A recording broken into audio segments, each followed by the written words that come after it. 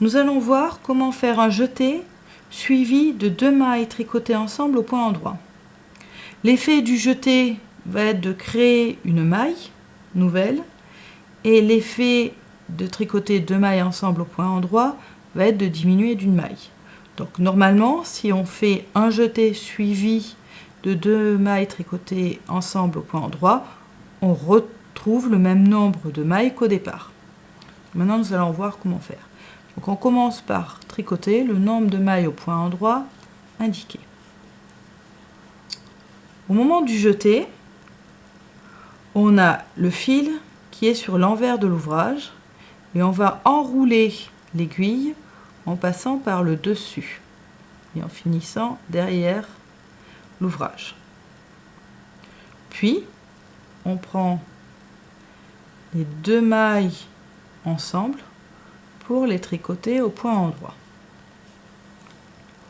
Donc, on voit apparaître une boucle correspondant au jeté et une deuxième qui correspond aux 2 mailles ensemble.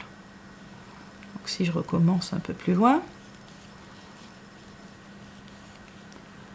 je commence par faire une boucle à vide autour de l'aiguille pour le jeté et puis je tricote 2 mailles ensemble au point endroit.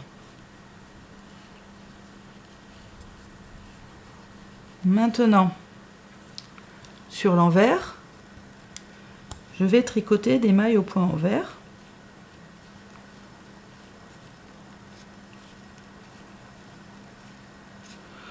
Pour les 2 mailles qui ont été tricotées ensemble, je fais comme d'habitude.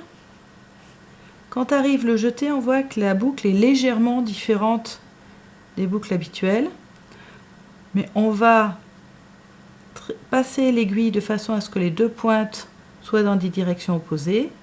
Et on va enrouler le fil autour de l'aiguille comme habituellement. Puis on tricote le nombre de mailles envers nécessaires.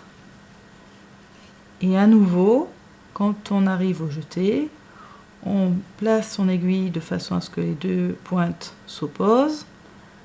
Et on fait une boucle comme habituellement.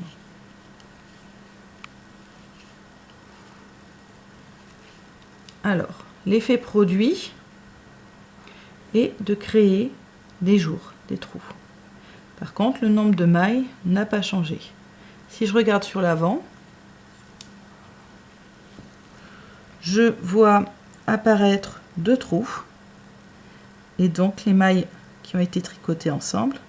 Donc, cette maille-ci se poursuit, cette maille-là s'arrête sur les 2 mailles ensemble, mais reprend après le trou grâce au jeté.